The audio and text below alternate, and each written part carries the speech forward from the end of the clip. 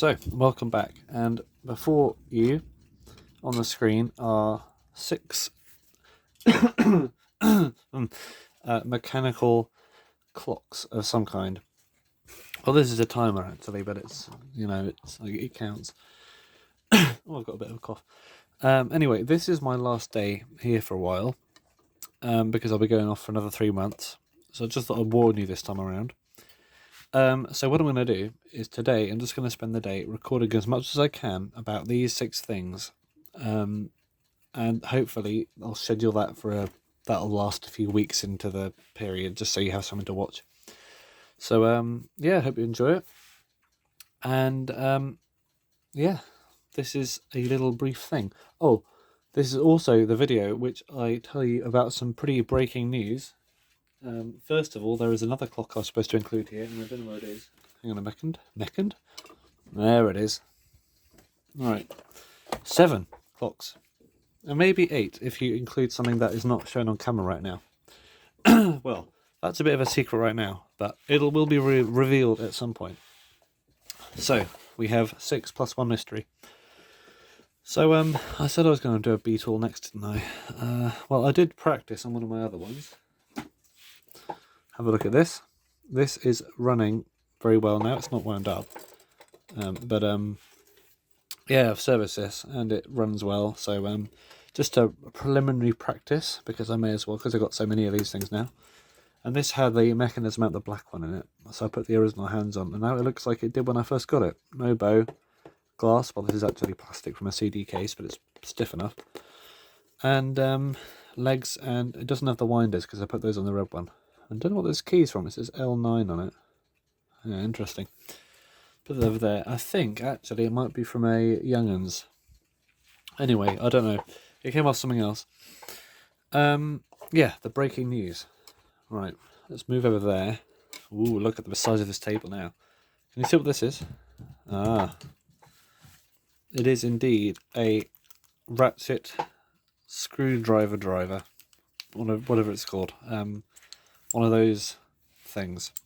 And as not only requested by a couple of other people, but also by my own wanting to do it, I have found finally my sockets. So now I have already checked which ones fit. I can finally do things a bit properly. So we got this adapter on the end of it. I'll put it on the stiff mode at the moment. And I found one. This one here with the white paint on it, I put that on myself, is the perfect size to fit a Smith's alarm. So I can now undo these without worrying about scuffing anything up. See, there's a bit of play. No, that's in the actual machine itself, not the thing. It's, stiff enough. And this is, if you're wondering, a 5.5mm, which seems to be the same size as, what was it? Is it this one? Yeah, 732. I don't know why they're labelled differently, but they seem to be about the same size. So yeah, whatever that one is that you got, it works on these. But this one just seems to be a slightly tighter fit. And also, without anything in it, because I don't have the right size socket, without anything in it, it just about fits a weld time. So if I want to reservice those, I just tighten them all up again now. And now I can tighten stuff up, including movement plates, which is really what it's for, and get it tight as possible without worrying about undoing it or scratching anything up, which is excellent. So now I'm a step closer to professionalism, which is not my target with this, but it's nice to have it anyway, because I think most people with tools like pliers and stuff also have a socket set somewhere. Put these up there. So, a quick run through what these things are actually. This beetle's already been done, so I'll put that over there. Rightio. We have, this has already been done as well, the Enfield. I did have 2 of these. The other one I've actually serviced already, and it runs very well. This is a little mantle clock with a bit of a broken bit. I will be just doing the movement this time. I'm probably not worrying about the case. This is not an order, by the way. This might not actually get produced until 3 months afterwards, so I'm just giving you a hint about what might come up when I record today. I've got this, the Chinese diamond, made in China, by Diamond in China. It is a time-only one, which you don't see many of, and also it seems like the spring ratchet's broken. Very interesting. Oh yeah, we got the Gilbert. This is a Smiths in disguise, I think. Or is it? Let's find out. Yes, it is. Smiths Vista, which is a very nice space age, was it 1959, this one? I think they started in the late 50s at some point. These very nice die-cast base on a very nice sort of, it's got a glass lens, and an embossed metal dial on it. The earlier ones did not have embossing on the dial, they were just painted flat.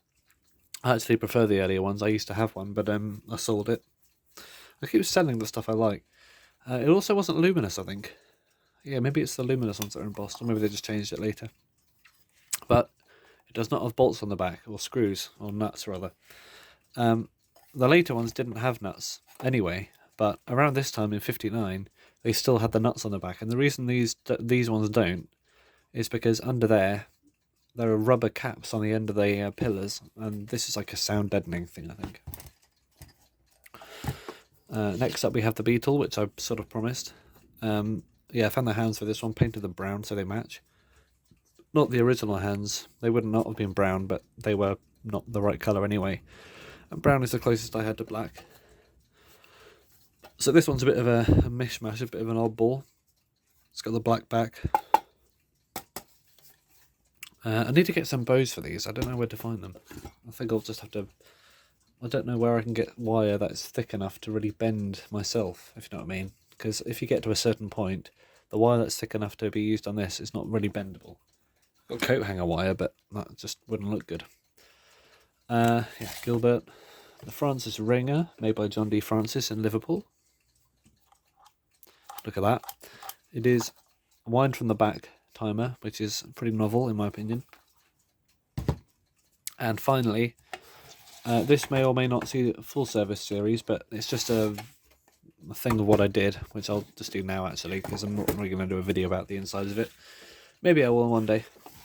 But if you look at that, I have got new hands for it. I've glued the numbers back on, and I found some glass which sort of fits. Ooh, and also the sides are coming off. Okay, but it is better than it was. I've also painted the top brown just to hide the fact the veneer was missing. I might do that with this, because if I can't glue it back on, then oh well. But yeah, the hands were off something else, a quartz clock probably. About a year ago I bought a massive box of hands for random stuff, and there were loads of quartz hands in there. So what I did was I just glued that hand on top of a hub of another hand, which had broken off at some point. And there we have it. So nothing really wasted. I just painted them white, and now they are the perfect length of this clock. Quite long, aren't they? But this reason I might not do a video about the insides of this is because, number one, I just did a series on a mechanical Metamech made by the same company, and secondly, the movement in this is the same design as the one in the Francis Ringer. So if you want to know about this one, you could really just combine the two.